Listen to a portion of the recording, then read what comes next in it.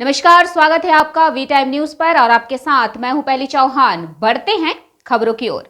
बिजली विभाग की ओर से स्मार्ट मीटर लगाने की प्रक्रिया शुरू कर दी गई है। कितने खतरनाक है स्मार्ट मीटर? अगर हर लोगों के घर में स्मार्ट मीटर लग जाएंगे तो आम लोगों को कितना खतरा होगा। स्मार्ट मीटर के खिलाफ आज पूरे देश के साथ साथ फरक्का के अर्जुनपुर बाजार में भी विरोध प्रदर्शन और नुक्कड़ सभा का आयोजन किया गया है।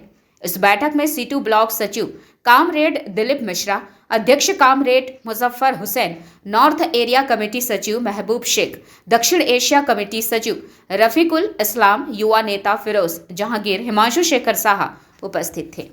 আমাদের ব্লক কমিটির পক্ষ থেকে যে স্মার্ট মিটার বন্ধের দাবিতে যে আজকে প্রতিবাদ দিবস হিসেবে ফলে হিসেবে আজকে পক্ষ থেকে অতিরিক্ত বাজার এলাকায় পথসেবা আমাদের দাবি হচ্ছে যে ভয়ানক বিদ্যুৎ বিল এখন তো থমকে আছে, কিন্তু ঘুরপথে কেন্দ্রীয় সরকার এবং রাজ্য সরকার এটাকে মানুষের উপরে চাপিয়ে দেওয়ার চেষ্টা করছে। এটা যদি চালু হয় তাহলে সাধারণ মানুষের সর্বনাশ হবে।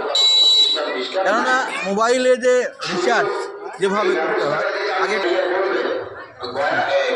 মোবাইল রিচার্জ যেভাবে করতে হয় টাকা দিয়ে ওই কায়দায় এখন হচ্ছে যে স্মার্ট মিটার লাগাতে শুরু করেছে অফিসে যেগুলো সরকারি অফিস আছে সেখানে। এবার পাবলিক বাড়িতেও এটা হবে, যদি হয় তাহলে মোবাইল রিচার্জের মতো আগে টাকা লাগবে, তারপরে দেখা গেল আমার টাকা শেষ, তাহলে আমি রাত্রেবেলা অন্ধকারে থাকবো, সাধারণ মানুষ অন্ধকারে থাকবে।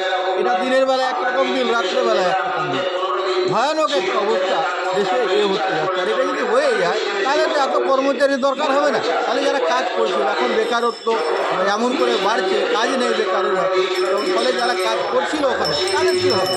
তারপরে কৃষিকাজের সঙ্গে যুক্ত যে বিদ্যুৎ তাদের কী হবে?